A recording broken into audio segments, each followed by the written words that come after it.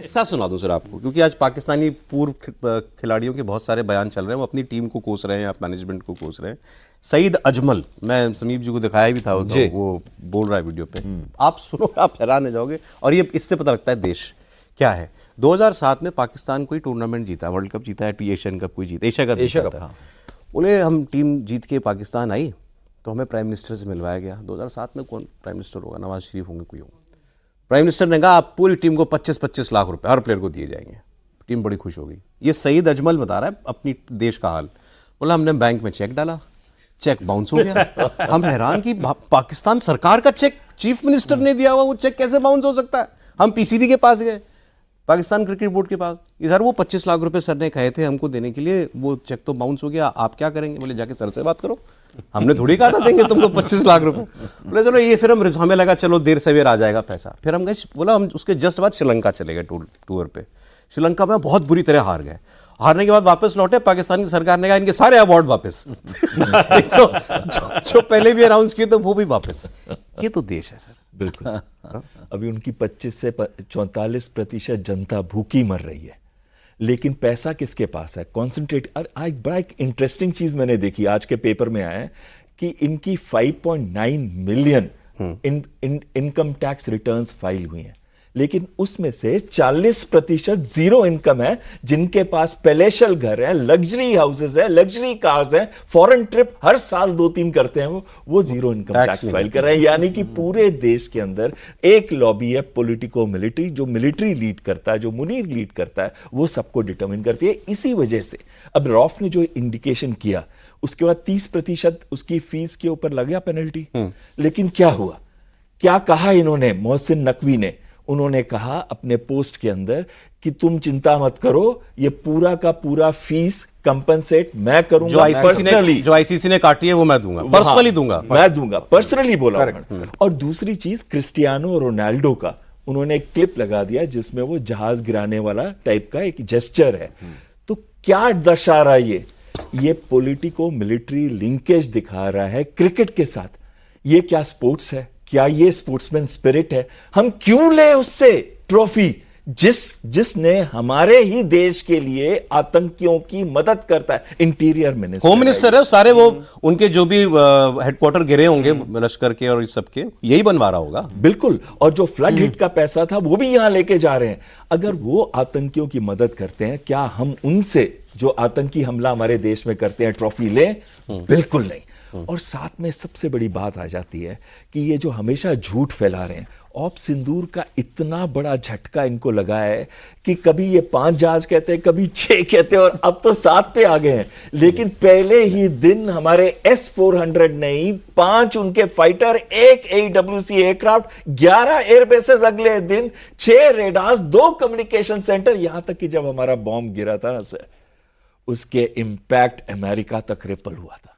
ये लोग तो ये भी कह रहे हैं कि कल मैच लाइव था, नहीं तो क्लेम कर लेते हम जीत गए। आर्टिफिशियल इंटेलिजेंस का कुछ कर रहे हैं सर, वो उसकी चेंजेस ला रहे हैं वो उसके अंदर। अब मैं थोड़ा क्रिकेट पे आता हूँ।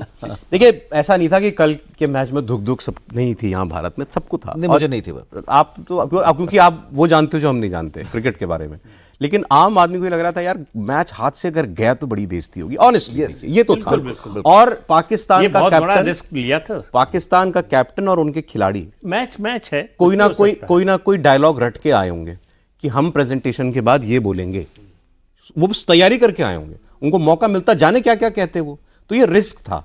तो लेकिन जो मैं देख रहा हूं डिफरेंस जो है उनकी टीम में और हमारी टीम में, ग्रूमिंग, ट्रेनिंग, फैसिलिटीज, ये एक जगह, ये एक, और प्रेशर झेलना।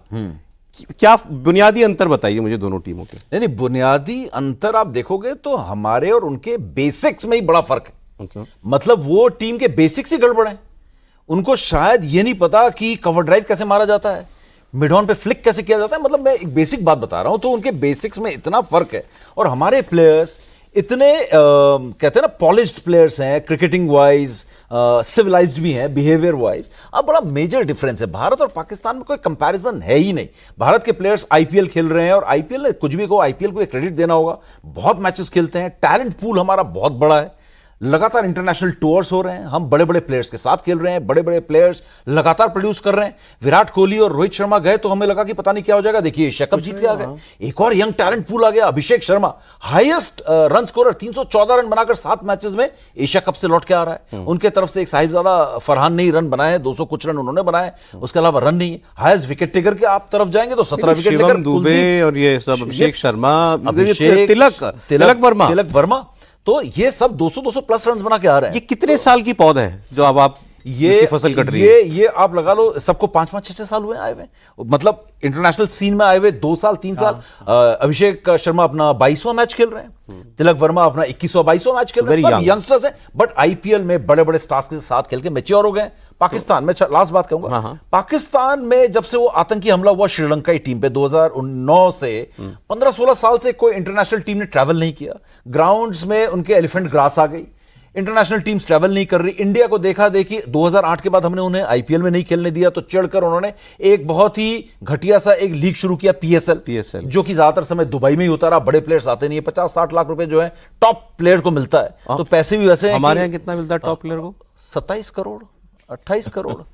तो हम लोग तो मिलता है 50 लाख 60 लाख। और जो हमारे बाद जो सबसे बड़ी लीग है वो है बिग बैश ऑस्ट्रेलिया की, उसकी जो हाईएस्ट सैलरी है वो 1.5 करोड़ रुपए है। तो आईपीएल के आसपास कोई नहीं है, हर कोई आईपीएल में आता है, अपना बेस्ट देता है। तो ये हम लोग उनको इतना पीछे छोड़ गए हैं। और पाकिस्तान का जो सबसे बड़ा ब्लफ है, मैं कह दूं, अगर इंडिया उनको बॉयकॉट कर दे तो आईसीसी उनको क्रिकेट की दुनिया से भी बाहर कर दे, क्योंकि जरूरत ही नहीं है पाकिस्तान की। सिर्फ इस राइवलरी की वजह से इंडिया के साथ वो जिंदा है। उनको एहसानमंद होना चाहिए, हमारे पांव छूने चाहिए कि बड़े भाई थैंक यू सो मच, आप हमसे क्रिकेट खेलते हो, जिस वजह से हम जिंदा हैं यहां पर।